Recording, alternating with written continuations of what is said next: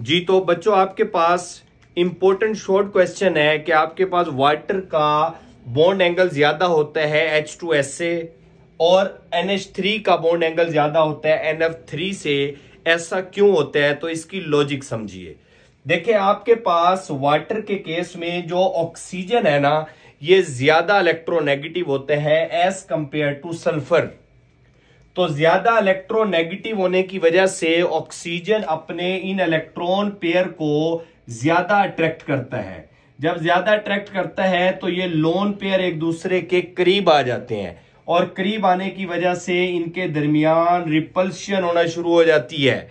तो आपको पता है कि इलेक्ट्रॉन पेयर जब करीब आते हैं तो दोनों पे ही नेगेटिव चार्ज है, तो वो दोनों एक दूसरे को रिपेल करेंगे। तो रिपल्शन के नतीजे में बच्चों यहाँ पे बॉन्ड एंगल आपके पास कितना हो जाएगा, 104.5 degree. But in case of H2S sulphur जो सा है ये कम इलेक्ट्रोनेगेटिव है। जब ये कम इलेक्ट्रोनेगेटिव है तो ये इस इलेक्ट्रॉन पेयर को अपनी तरफ खींचेगा तो सही, लेकिन इतना ज्यादा अट्रैक्ट नहीं करेगा, जिसकी वजह से आपके पास इनके दरमियान रिपल्शन कम होगी।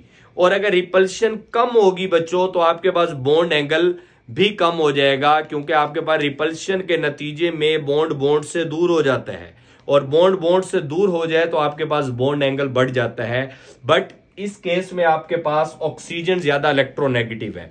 तो आपके पास कंक्लूजन ये निकला कि अगर आपके पास कोई भी इलेक्ट्रोनेगेटिव एटम, सेंट्रल एटम ज्यादा इलेक्ट्रोनेगेटिव होगा, कोई भी अगर आपके पास सेंट्रल एटम की इलेक्ट्रोनेगेटिविटी ज्यादा होगी, उसका आपके पास बॉन्ड एंगल भी ज्यादा होगा।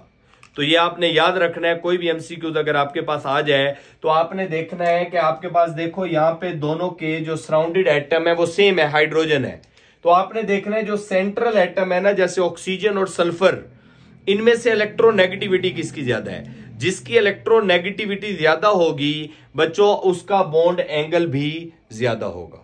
बात करते हैं NH3 और NF3 की। तो इस केस में हम देखते हैं कि NH3 का बॉन्ड एंगल है 107 डिग्री, जबकि हमारे पास NF3 का है 102 डिग्री।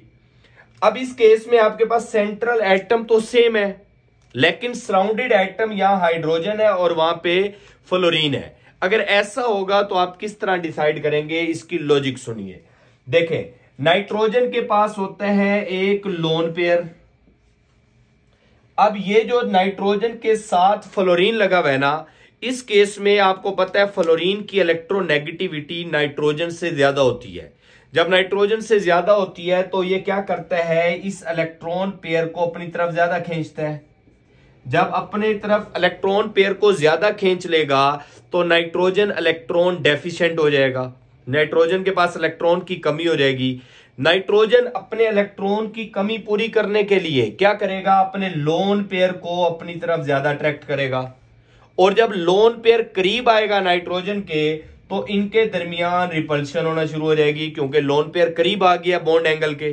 तो लोन पेयर आके इन बॉन्ड पेयर को क्या करेगा, रिपेल करेगा। और आपको पता है रिपल्शन के नतीजे में आपके पास क्या होगा, बॉन्ड एंगल जो से है वो कम हो जाएगा, बॉन्ड एंगल एक दूसरे के करीब आ जाएगा, क्योंकि लोन पेयर बॉन्ड पेयर में क्या होना शुरू हो जाएगी, रिपल्शन, जिसके नतीजे में बॉन्ड पेयर एक दूसरे के करीब हो जाएंगे और आपके पास बॉन्ड एंगल कम हो जाएगा 102.3 डिग्री।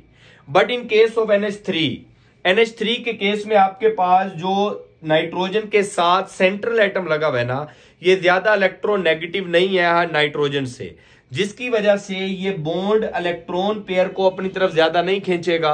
जब ज्यादा नहीं खींचेगा तो आपके पास जो ये नाइट्रोजन है ये भी अपने लोन पेयर को ज्यादा अट्रैक्ट नहीं करेगा। जब नाइट्रोजन अपने लोन पेयर को ज्यादा अट्रैक्ट नहीं करेगा तो आपके पास रिपल्शन क्या हो जाएगी, कम हो जाएगी। और अगर रिपल्शन कम हो जाएगी तो आपके पास बॉन्ड एंगल बच्चों ज्यादा रहेगा, क्योंकि रिपल्शन के नतीजे में इस केस में बॉन्ड एंगल कम हो गया था। तो यहां पे आपके पास कंक्लूजन की पॉइंट ये आया आपके पास कि कहते हैं मोर इलेक्ट्रोनेगेटिव एटम, अगर आपके पास अटैच टू सेंट्रल एटम, अगर सेंट्रल एटम के गिर्द मोर इलेक्ट्रोनेगेटिव एटम लगा हुआ होगा, मतलब जिसकी इलेक्ट्रोनेगेटिविटी ज्यादा होगी, उसका बॉन्ड एंगल आपके पास कम होगा। जैसे आप देखो कि इस केस में फ्लोरीन ज्यादा इलेक्ट्रोनेगेटिव था, इसका बॉन्ड एंगल कम है। हाइड्रोजन कम इलेक्ट्रोनेगेटिव है, जिसकी वजह से इसका बॉन्ड एंगल आपके पास ज्यादा होगा। तो दोनों ही एक डिफरेंट वे से मैंने आपको समझाए हैं। ये आपके पास शॉर्ट क्वेश्चन आ सकता है, कोई भी आप टेस्ट देने जा रहे हैं, कोई भी आप टेस्ट देते हैं केमिस्ट्री के हवाले से, तो ये वेरी इंपॉर्टेंट एमसीक्यूज है जो आपके पास काम आ सकता है। तो आपने याद रखना है सेंट्रल एटम, अगर सराउंडेड एटम सेम हो जाएं तो सेंट्रल एटम देखना है। सेंट्रल एटम में जिसकी इलेक्ट्रोनेगेटिविटी ज्यादा होगी उसका बॉन्ड एंगल भी ज्यादा होगा।